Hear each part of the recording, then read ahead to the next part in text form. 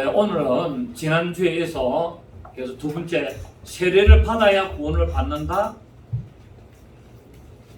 라는 설교를 연이어서 하도록 하겠습니다.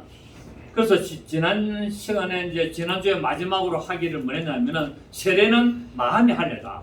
세례는 뭐라고요? 마음의 할례다 라는 것을 말씀을 드렸습니다. 그 세례는 우리 영혼이 그리스도와 함께 연합을 이루며 양심의 악을 깨닫고 선한 양심으로 하나님께 나가는 것이다. 그러니까 물 3번 찍어 바른다고 해서 구원 받는 게 아니고 내 양심이 하나님 앞에 나가는 것인데, 그거를 베드로전서 3장 21절에는 물은 곧 세례인데 우리의 육체의 더러움을 깨끗이 하는 것이 아니라 우리의 선한 양심이 하나님을 향하여 가는 것이고, 이것이 바로 구원의 표라고 말씀하고 있다는 거예요. 그러니까 물 3번 찍어 발라서 물 세례 받았다고 구원 받는 것이 아니라 바로 내 마음에 할례를 행함으로 말미암아 구원의 완성을 이루게 되고, 그것이 바로 구원의 표라는 것을 말씀을 드렸습니다. 이것을 다르게 말하면 바로 마음의 할례를 하는 것이다 라고 말씀을 드렸습니다. 히브리서 10장 22절을 보면은, 자, 히브리서 10장 22절을 보시겠습니다. 히브리서 10장 22절. 10장 22절을 보시면 시작. 우리가 마음의 뿌림을 받아 악한 양심으로부터 벗어나고 몸은 맑은 물로 씻음을 받았으니 참 마음과 온전한 믿음으로 하나님께 나가자. 우리의 마음에 뭘 했다고요? 마음의 뿌림을 받았다는 거예요. 물로 뿌림 받았는데 그 물이 뭐냐면은 부활의 생명을 받았다는 거야. 네, 그래서 우리가 마음의 뿌림을 받아야지 머리에다가 뿌림 받는 게 아니라는 겁니다. 아멘. 물을 갖다가 물에 뿌리는 것이 아니라 물을 어디다 뿌려야 된다고요? 내 마음에 물을 뿌려야 되는데, 이 물이 우리가 말하는 이런 물질적인 물이 아니라 바로 하나님의 부활의 생명의 말씀, 하나님의 그 부활의 생명이 내 마음에 뿌린 바가 돼야만이 바로 그것이 구원의 표요, 그를 다른 말로 하면은 세례라 그러고, 그것이 바로 선한 양심이 하나님을 향하여 찾아가는 것이다 라고 말씀을 드렸습니다. 자, 그래서 마음의 할례는 이 구약 성경에 없느냐? 구약 성경에는 전부 다 마음의 할례를 말하고 있다는 겁니다. 신명기 30장을 보겠습니다. 신명기 30장을 보면은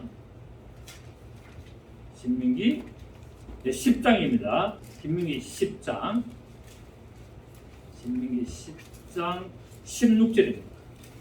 신명기 10장 16절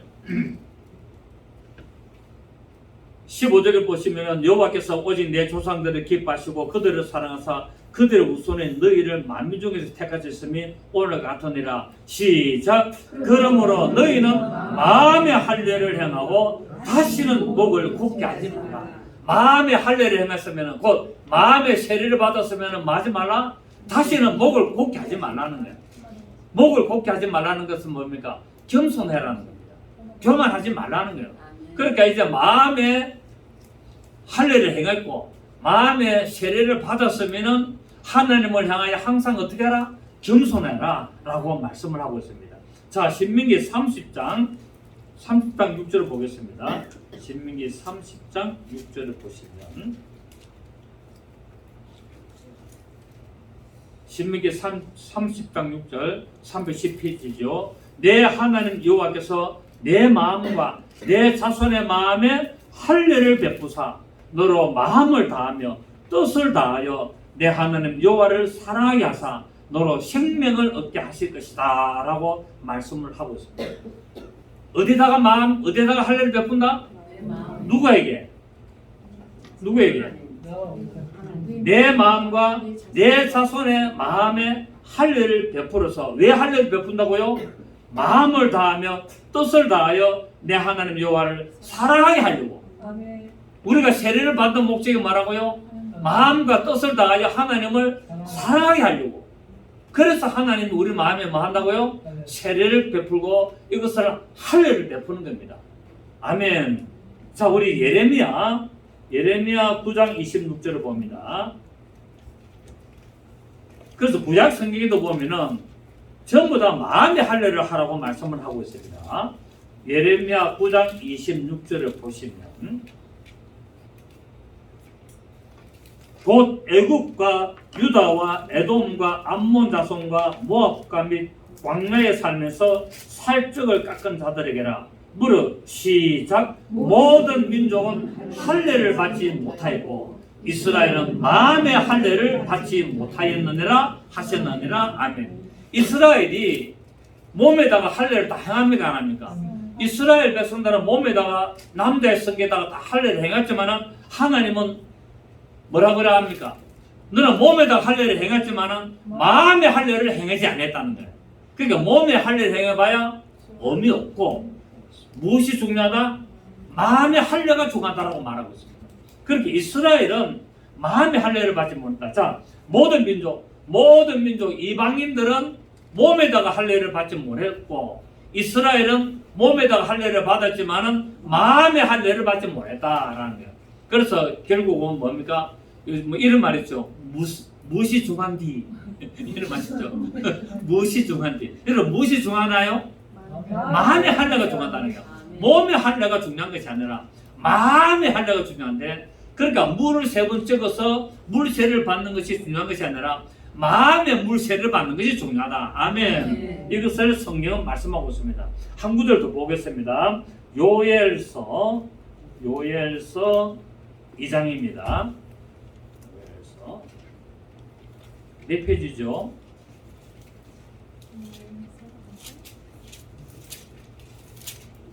요엘서 1270.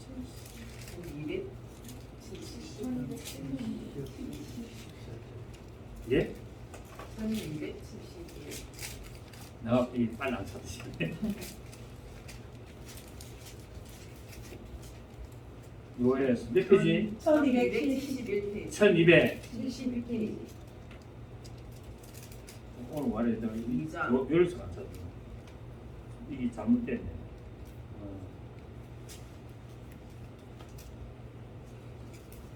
아모스 앞에 나 자꾸 아모스 뒤를 보고 있네. 요엘서 2장 12절입니다.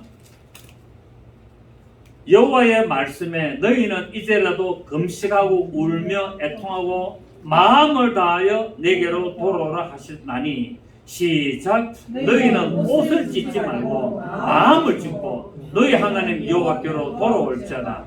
그는 은혜로우시며 자비로우시며 노하기를 더하시며 인애가 크시사 뜻을 돌이켜 재앙을 내리지 아니하시나니 주께서 혹시 마음과 뜻을 돌이키시고 그 뒤에 복을 내리사 너희 하나님 여호와께서 소재와 전제를 드리게 하지 아니하시는지 누가 알겠느냐. 결국 옷을 찢지 말고 마음을 찢으라는 거예요. 여러분 마음을 어떻게 찢습니까? 이스라엘 백성들은 슬픈 일을 당하면 어떻게 합니까? 죄를 뒤집어 쓰고 옷을 막 찢잖아요. 그죠? 이것은 뭐냐면 내가 지금 고통 중에 있습니다. 내가 굉장히 슬픕니다. 내가 굉장히 지금 마음이 고통스러워서 내가 어찌할 바를 모르겠습니다라는 표현이 뭐냐면은 옷을 집어찢는 거예요. 여러분 우리도 막 화가 나면 어쩝니까? 옷도 막 잡고 찢잖아요. 그렇잖아요. 네? 싸울 때 불이 안 풀리면 막 옷을 찢잖아요. 그죠? 런닝 샤트 막 찢고 그래가지고 우통 벗고 막 싸우잖아요. 이것처럼 이스라엘 백성들은 환난을 당하거나 어떤 고통을 당하거나 굉장히 힘든 일 당하면 옷을 찢습니다. 그리고 죄를 갖다가 막 머리에다 덮어 쓰죠. 내가 지금 굉장히 고통스럽습니다 라는데 하나님 뭐랍니까? 옷 찢지 말고 괜히 그 비싼 옷 찢지 말고 뭐를 찢어라? 마음을 찢어라. 마음을 어떻게 찢습니까? 마음이 뭡니까? 이게 뭐냐면 마음을 찢을 말은 진정으로 회개하라는 거예요. 진정으로 애통해 하면서 진정으로 회개하라는 거예요. 그래서 마태복음에 산상수훈에 애통하는 자가 복이 있다라고 말씀하고 그 마음을 찢는 것이 뭐하는 것이다? 애통하는 것이다. 하나님 앞에 진정으로 회개하면서 애통해 하면서 하나님의 도우심과 하나님의 용서하심을 간절히 바라고 나가는 것을 말씀을 하고 있습니다. 자, 이렇게 세례를 받은 자, 곧 마음의 할례를 받은 자가 그리스도의 몸된 교회의 일원이 되고 공동체의 일꾼으로서 하나님 앞에 쓰임 받게 됩니다. 그리고 여러분 예수님께서 십자가에 달려 죽으실 때 그 양쪽에 강도 두 명이 같이 죽지 않습니까? 못 박히지 않습니까? 그런데 한쪽 강도가 세례 받았습니까? 안 받았습니까? 안 받았어요. 한쪽 강도가 세례를 안 받았음에도 불구하고 예수여 당신의 나라에 임하실 때 나를 기억하소서. 그 한마디에 네가 오늘 나와 함께 남은 이스라엘은 구원을 받게 됩니다. 이 강도는 평생을 강도질하고 살았지만 물세례 받았습니까? 안 받았습니까? 안 받았어요. 물세례 안 받았는데 예수여 당신의 나라에 임하실 때 나를 기억하소서라는 그 믿음의 고백 한마디에 네가 오늘 나와 함께 남은 이스라엘은 놀라운 구원의 역사를 있었다는 거예요. 그 물세례가 구원의 조건은 아니다는 거예요. 아멘. 여러분 우리가 잘 아는 이디오피아 내시가 여러분 구원을 받았는데 바로 빌립 집사가 성경 깨닫게 하니까 성경을 깨닫고 바로 뭐를 받습니까? 침례를 받지 않습니까? 그렇습니다. 교회 온 지 6개월 되고 1년 돼야 물세례를 받는 것이 아니라 내가 말씀을 듣고 깨달으면 바로 침례를 받고 바로 세례 받는 거예요.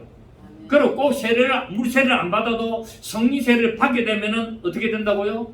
바로 구원의 표가 마음의 할례에 이루어지는 것을 알 수가 있습니다. 그래서 이제 세례는 받는데 그렇게 해서 세례가 필요 없단 말이 아닙니다. 필요 없단 말이 아니지만 꼭 구원의 조건은 아니다는 것을 여러분에게 계속 말씀드립니다. 또 이 설교를 듣고 물세례 필요 없다. 그 말짱 헛방이야. 아무 소용없어. 라고 하지 마시고 제가 또 그렇게 말한 것이 아니라 필요 없는 것은 아니지만 내가 예수 그리스도의 믿음으로 내가 구원을 받았다는 표로 내가 공동체 앞에서 나도 내가 예수를 믿습니다 라는 믿음의 고백으로 보여주는 하나의 의식이지만 그렇다고 해서 나는 물세례를 안 받는다. 그리고 안 받았다고 해서 구원을 못 받는 것은 아니라는 것을 제가 말씀을 드리고 꼭 구원의 필수 조건이 아니라는 것을 말씀을 드렸습니다. 그리고 이제 세례를 받습니다. 세례를 받을 때 어떻게 받냐면은 아버지와 아들과 성령 이름으로 세례를 받죠. 자, 우리 마태복음 28장을 보시면 마태복음 28장 마태복음 맨 마지막 장 28장 18절에서 20절을 보면은 예수께서 나와 말씀하였을 때 하늘과 땅의 모든 권세를 내게 주셨으니 그러므로 너희는 가서 모든 민족으로 제자를 삼아 아버지와 아들과 성령의 이름으로 세례를 베풀고 내가 너에게 분부한 모든 것을 가르쳐 지키게 하라. 볼지어다 내가 세상 끝날까지 너희와 항상 함께 있으리라 하십니다. 아멘. 자, 그래서 이제 세례를 받습니다. 내가 예수를 믿습니다 라는 믿음의 고백을 내가 했고 그래서 공동체에 내가 예수를 믿는다는 것을 보여주려고 이렇게 물세례를 받는데 물세례를 받을 때 아버지와 아들과 성령의 이름으로 세례를 베풀라고 예수님께서 제자들에게 분부를 했습니다. 자, 그런데 오늘날 세례를 베풀 때 어떻게 합니까? 오늘날 세례를 베풀 때는 성부와 성자와 성령의 이름으로 세례를 베푸는데 예수님께서 아버지와 아들과 성령의 이름으로 세례를 베풀라라고 명령하고 난 이후에부터 예수님이 부활승천 하시고 나서 이제 사도들이 세례를 베푸는데 아버지와 아들과 성령의 이름으로 세례를 베풀었습니까? 예수의 이름으로 세례를 베풀었습니까? 예수의 이름으로.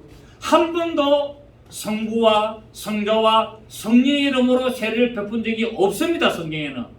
예수님은 아버지와 아들과 성령의 이름으로 세례를 베풀라 했는데 사도들이 나가서 십집사들이 나가서 세례를 베풀 때 아버지와 아들과 성령의 이름으로 세례를 베푼 적이 한 번도 있다 없다?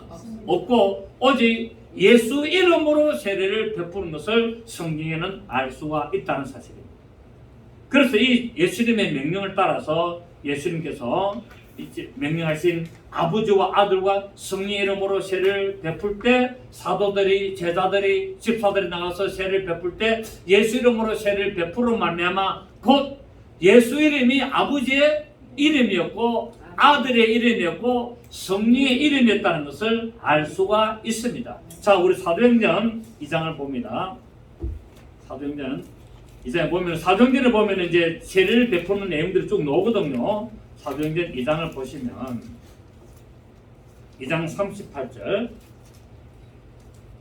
사도행전 2장 38절, 베드로가 이르되 너희가 회개하여 각각 시작 예수 그리스도 이름으로 세례를 받고 제사함을 받아라. 그래야면 성령의 선물을 받으라. 자, 베드로가 유대인들 보고 뭐라 그럽니까? 너희가 세례를 받을 때 누구 이름으로 세례를 받아라? 예수 그리스도 이름으로 세례를 받아라는 것. 분명히 예수님은 아버지와 아들과 성령의 이름으로 세례를 베풀려 했는데, 베드로나 사도들이 나가서 세례를 베풀 때 아버지와 아들과 성령의 이름으로 세례를 베푼다 하지 않고 예수 그리스도의 이름으로 세례를 다 베푸는 게 됩니다. 이제 첫 장면에 나오잖아요.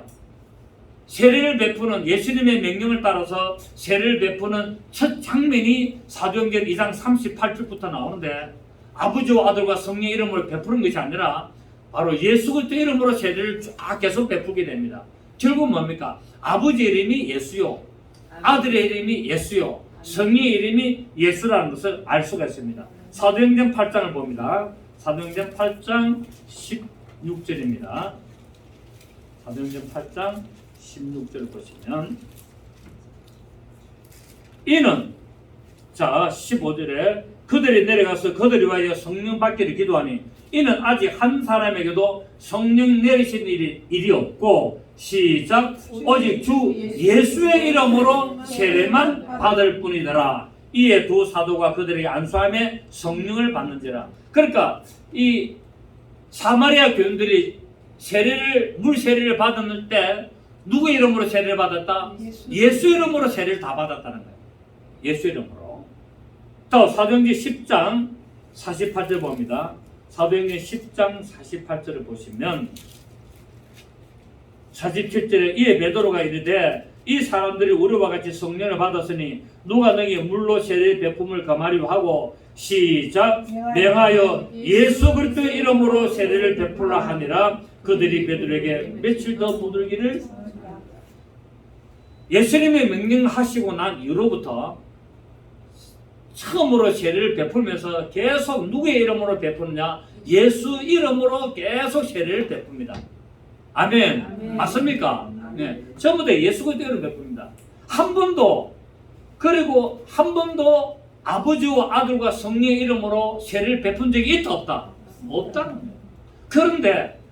그런데 오늘날은 어떻게 세례를 베풉니까? 성부와 성자와 성령의 이름으로 세례를 베푼다는 거예요. 맞다 틀린다? 아니라는 거예요. 지금도 세례를 베풀 때 어떻게 베풀어야 된다고요? 예수 그리스도 이름으로 세례를 베풀어야 되는 거예요. 아멘. 아멘. 왜? 예수 이름이 아버지 이름이었고 아들의 이름이었고 성령의 이름이었기 때문에. 아멘.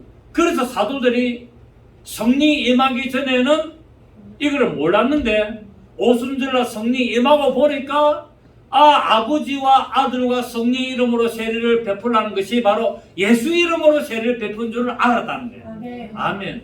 언제부터? 성령이 임하시고 마음의 할례를 행하고 보니 아버지 이름이 예수였고 아들의 이름이 예수였고 성령의 이름이 예수였고 바로 그분이 삼일체 하나님이라는 것을 알게 됐다는 거예요. 그래서 나가서 물 성부 이름으로 한번 찍어가지고 얹고 성자의 이름으로 얹고 성령 이름으로 얹어서 세례를 베풀지를 아니하고 예수 그리스도 이름으로 세례를 베푸는 것을 알 수가 있습니다. 자, 사도행전 19장 5절을 보시면 4절에 바울이 이르되 요한이 회개의 세례를 베풀며 백성에게 말하며 내 뒤에 오시는 이를 믿으라 했으니 이는 곧 예수라 하거늘 시작 그들이 듣고 주 예수 이름으로 세례를 받으니. 아멘. 주 예수 이름으로 세례를 받으니 바울이 그들에게 안수하며 성령이 그들에게 임하심으로 방언도 하고 예언도 하니 모두 12사람쯤 되더라 라고 말하고 있습니다. 이해가 되시겠습니까? 그래서 이제 물 세례를 받는 것이 꼭 구원의 표는 아니지만 그러나 내가 예수를 믿는다는 표를 성도들에게 같이 보여주고 내가 그것을 나타내기 위하여 물 세례를 받습니다. 그런데 물 세례를 받을 때 성부와 성자와 성령의 이름으로 물 세례를 베풀지 아니하고 예수 이름으로 세례를 베풀었다는 것을 우리는 오늘 이제 알게 됐습니다. 자, 그러면 이제 여기서 마무리를 하고, 그러면 오늘날 세례냐 침례냐 가지고 또 굉장히 싸우고 있습니다. 물을 3번 찍어 바르는 세례가 맞나, 아니면은 물속에 완전히 잠기는 침례가 맞나 라고 하는데, 이 세례라는 단어는 우리나라 성경만 세례가 되어 있습니다. 영어 성경이나 모든 성경에 전부 다 침례가 되어 있습니다. 침례로. 예. 그래서 이 세례는 영어 성경에 보면은 밥티즘 이래가지고 고유명사거든요.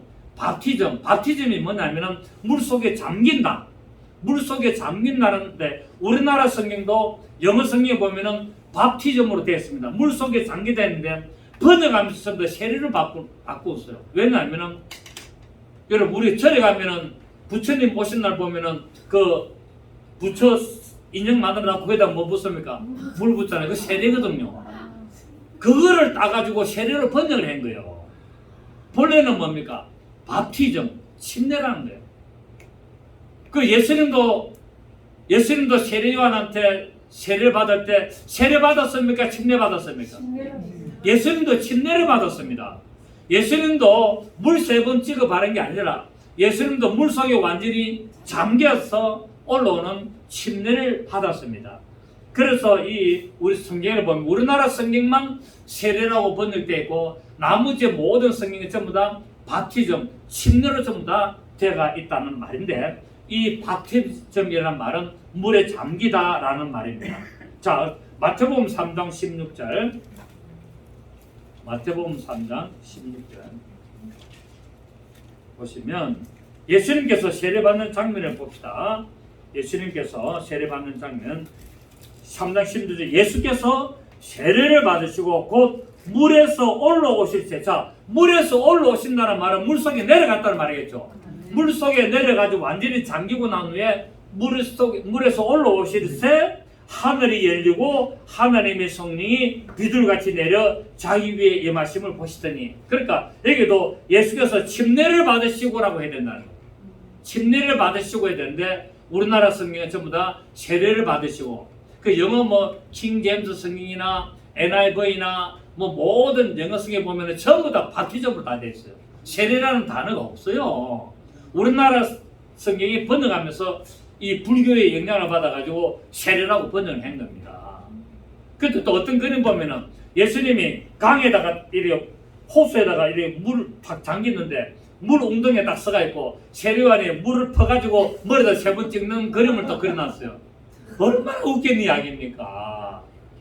물 웅덩이에 내려가지고 침례를 받아야 되는데 물 웅덩이에 서가 있고 물 웅덩이에서 물 떠가지고 바로 그 머리에다가 3번 찍어 바르는 그 예수님 머리에 바르는 그림을 그려놨으니까 얼마나 이게 황당한 이야기냐 말이에요. 그래서 지금은 장로교에서는 침례 줍니까 세례 줍니까? 장로교는 무조건 세례입니다. 장로교는요 침례 주면 이단이라 그럽니다. 근데 침례교는 뭐 줍니까? 침례 줍니다. 순복음은 뭐 줍니까? 침례 줍니다. 그러면 순복음이 이단이고 침례교가 이단입니까? 아니잖아요. 그러니까 이건 어디까지 자기들의 하나의 교리 따름이지. 세례가 주는 장로교가 침례 주는 침례교 보고 이단이다.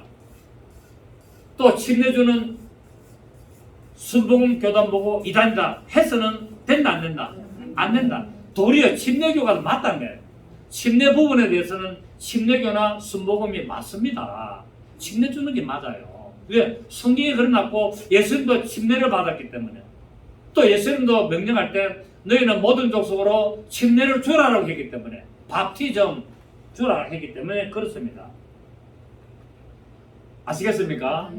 자, 그리고 이 이디오피아 넷이 우리 사도행전 한번 봅니다. 8장. 사도행전 8장 한번 보겠습니다.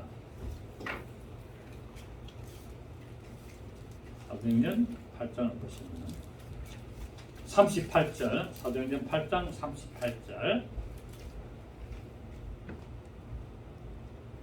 자, 빌립이 35절 보면 빌립이 입을 열어 이 글에서 시작하여 예수를 가르쳐 복음을 전하니 길 가다가 물 있는 곳에 이르러 그 내세가 말하되 보라 물이 있으니 내가 세례를 받으며 무슨 끓임이 있느냐 이에 명하여 수레를 멈추고 빌립과 내시가 둘 다 어디 내려가? 물에 어떻게?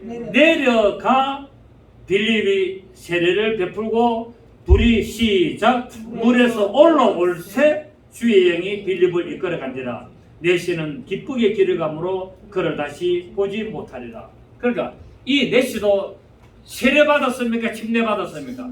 침례. 물에 내려가서 올라왔습니다. 그리고 이 내시가 예수 믿은 지 1년 됐습니까? 6개월 됐습니까? 바로 그날 믿었다. 바로 그날 빌립이 전하는 복음을 듣고 믿으니까 뭡니까? 바로 침례를 줘버립니다. 물이 있습니다. 아멘. 그러니까 세례가 맞다, 침례가 맞다 싸우지 말고 둘 다 맞습니다. 왜 둘 다 맞느냐면은 침례를 주는 것이 원칙이지만 도저히 물속에 내려갈 수 없는 사람, 환자나 어떤 나이 연세 많은 분들, 또 물을 무서워하는 분들, 뭐 그런 사람들 있습니까 없습니까? 그리고 걸을 수 없는 분들, 움직일 수 없는 분들은 약식으로 세례를 베푸는 거예요. 세례를. 이게 어디서 나왔냐면 가톨릭에서 나왔어요. 가톨릭에서 물에다가 침례를 안 주고 그렇게 머리에다가 3번 하게 됐는데 그것이 쭉 내려오다가 어떻게 됐냐면은 침례를 받는 이 개신교들을 잡아 죽인 겁니다. 그래서 너희들은 침례를 좋아하니까 물에 잠기는 걸 좋아하니까 너희들은 영원히 물에서 죽으래가지고 전부 다 묶어가지고 물속에 다 빠져 죽였어요. 가톨릭들이. 가톨릭들이 저 개신교들을 전부 다 물을 받으러 죽은데 이때 죽은 자들을 재침례파 해가지고 이렇게 나오게 역사로 나오고 있습니다. 그래 가톨릭들은 세례가 맞다라고 주장하면서 이 침례를 받는 자들을 전부 다 죽여 학살하게 됩니다. 그런 역사적인 아주 그런 잔인한 모습들이 있습니다. 그런데 이 장로교가 칼빈의 이 영향을 받아가지고 세례를 베푸게 됩니다. 가톨릭의 영향을 받아가지고 이 세례를 베푸게 된 거예요. 이 장로교는 어디서 나왔냐면 칼빈에서 나왔거든요. 그러다 보니까 이 가톨릭의 영향을 받아가지고 세례를 이렇게 머리에다 3번 찍는 거를 하게 됩니다. 왜 3번 찍냐? 물속에 3번 더 갖다 놓습니까? 한 번 더 갖다 놓습니까? 물속에 한 번 더 갖다 놓거든요. 왜? 예수 이름으로 한 번만 더 갖다 놓으면 되는데 세례는 아버지와 아들과 성령의 이름으로 3번을 찍어야 되거든요.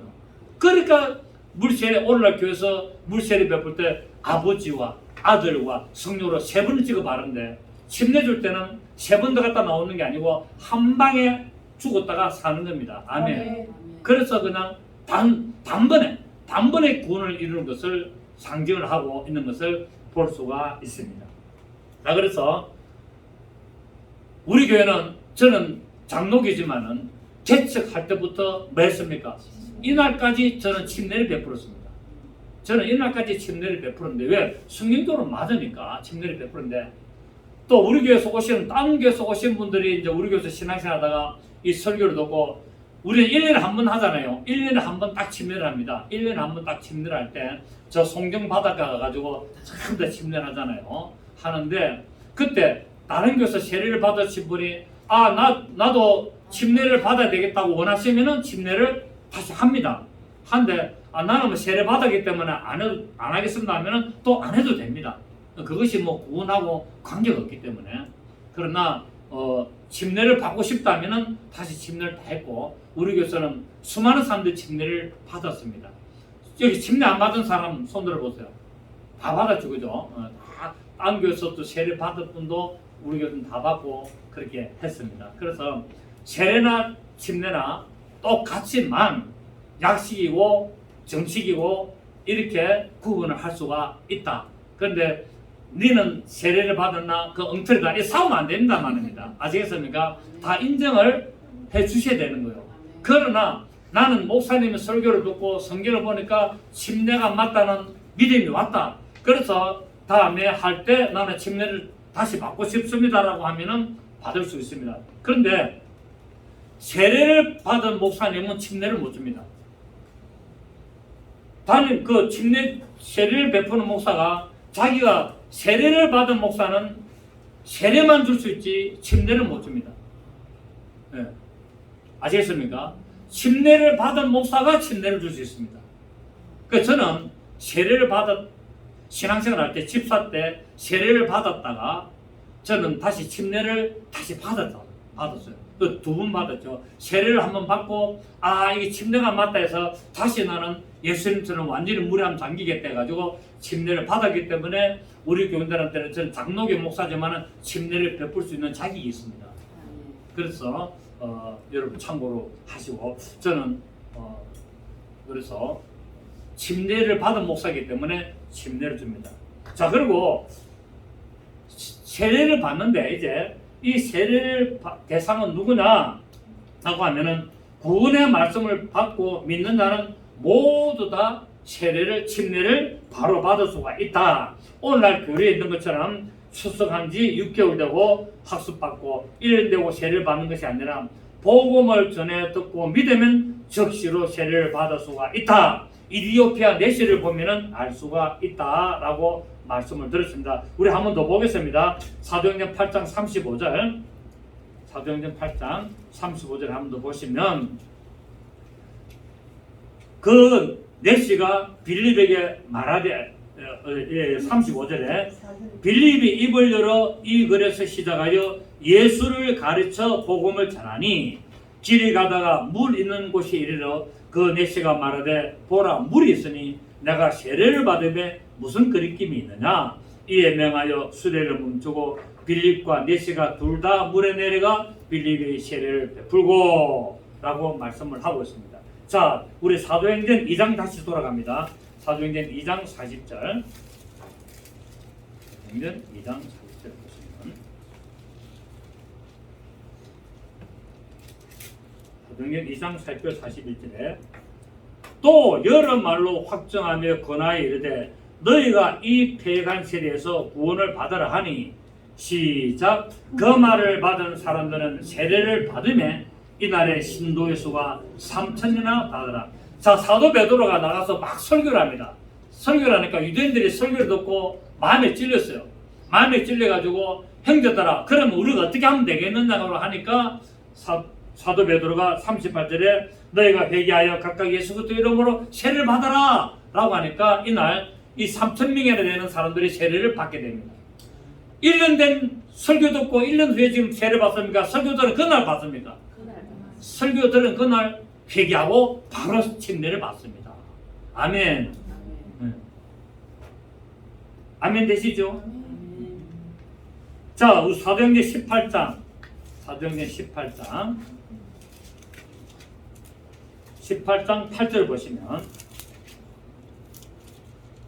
이 이방인에게 설교를 하죠. 이 사도 바울이 설교를 하니까 8절에 또 해당장 그리스도보가 온 지방과 더불어 주를 믿으며 수많은 고린도 사람도 듣고 믿어 세례를 받더라. 복음을 듣고 믿는 그날에 뭐합니까? 세례 다 받는 거, 침례 받는 거예요. 아멘. 교회 온 지 1년 돼야 되는 게 아니라 등록한 지 1년 돼야 되는 게 아니라 설교를 듣고 내가 마음에 믿으면은 그날 내가 세례 받는 겁니다. 침례 받는 겁니다. 할렐루야. 아멘. 자, 그러면 이렇게 이제 침례, 세례를 받는 사람은 어떻게 살아가야 되느냐? 첫째로 말씀의 가르침을 받으면서 서로 교제하며 살아야 된다. 사도행전 2장 42절. 사도행전 2장 42절 보시면 사도행전 2장 42절 금방 읽었죠? 신도의 수가 3,000에 다다라. 그 다음에 42절에 시작. 그들이 사도의 가르침을 받아 서로 교제하며 떡을 떼며 오로지 기도하기를 힘쓰느라. 자, 세례를 받았습니다. 침례를 받게 되면 어떻게 살아야 된다고요? 말씀을 계속 받고 서로 교제하면서 기도하는 삶을 살아야 된다. 아멘. 두 번째, 열심히 기도하면서 바로 주위 옆에 사람들에게 복음을 전해야 되는 것을 말하고 있고, 세 번째, 기뻐하는 삶을 살아야 되는 것을 말씀하고 있습니다. 사도행전 16장 33절 사도행전 16장 33절 시작. 그 밤 시각에 간수가 그들을 데다가 그 맞은 다리를 씻어주고 자기와 온 가족이 다 세례를 받은 후 그들을 데리고 자기 집에 올라가서 음식을 차려주고 그와 온 집안이 하나님을 믿음으로 크게 기뻐하더라. 자, 이 바울이 감옥에 갇히잖아요. 감옥에 갇혔는데 감옥문이 열려가지고 도망간 줄 알고 간수가 자기를 하려 하다가 자기를 하지 마라, 우리가 다 얘기했다 하니까 간수가 우리가 그러면 어떻게 구원을 받겠다 하니까 주 예수를 믿어라, 그러면 너와 내 온 집이 구원을 받으리라 하여서 이 소식을 듣고 바로 뭐를 받는다고요? 세례를 받는 거예요. 이 한마디에 주 예수를 믿어라, 그러면 너와 내 집이 구원을 받으리라는 그 바울의 전하는 복음을 듣고 간수와 온 집안 식구들이 예수를 다 믿고 예수를 믿은 표로 구원을 이렇게 뭡니까? 세례를 받고 어떻게 합니까? 크게 기뻐한다고 말씀을 하고 있습니다. 아멘. 오늘 우리는 이제 지난주와 오늘 이 2시간을 통해서 세례가 무엇인지, 정말 세례를 꼭 받아야 구원을 받는지, 세례를 안 받아도 구원을 받을 수 있는지, 이게 대해서 한번 정리를 했습니다. 그렇다고 해서 오늘 여러분에게 다시 부탁하고 싶은 것은 세례가 필요 없단 말이 절대로 아니라는 사실을 아시고, 되도록이면 내가 예수 믿는 표로 세례를 받는 것도 좋다. 그리고 세례를 받으려면 물 3번 찍어 바르는 세례보다는 물속에 잠기는 침례가 더 맞다라는 것을 여러분에게 말씀드렸습니다.